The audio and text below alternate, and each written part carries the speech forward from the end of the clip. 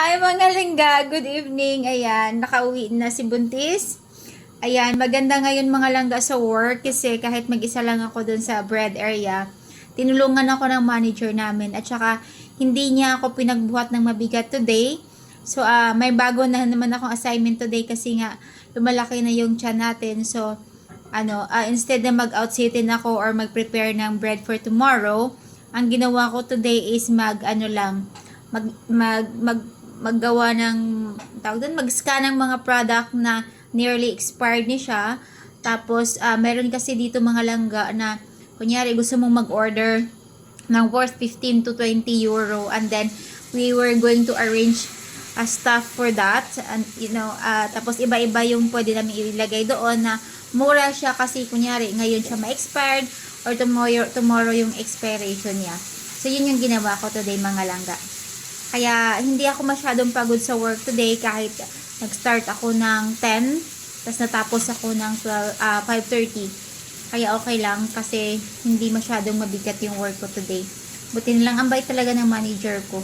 Praise God talaga. At saka nakakatawa kasi while we are doing the scanning, kasi first time ko siyang gawin, so tinuruan niya ako kung paano siya gagawin. Tapos biglang sumipa yung baby ko sa tiyan, tapos napaganon ako.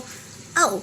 Tapos sabi niya, "Are you okay?" Then I said, "Yeah, the baby." And then she said, "Oh, your baby kicks." And I said, "Yeah, a lot of times." And then she just laughed.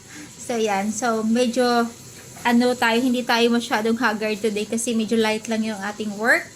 At saka hopefully din dumating na din yung yung isa naming kasamahan para pagdating ng hapon may kasama ako doon sa bread area kasi dapat dalawa talaga. Ngayon mag-isa lang ako at saka yung manager namin dumadaan-daan lang doon para tulungan ako. Tapos there at the back, hi love.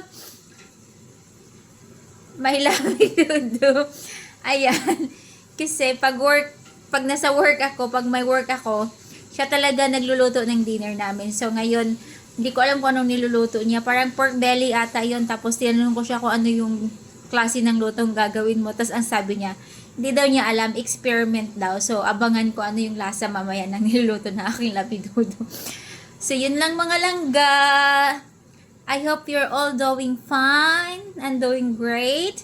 God be with you and God bless you all. Bye. Be kind.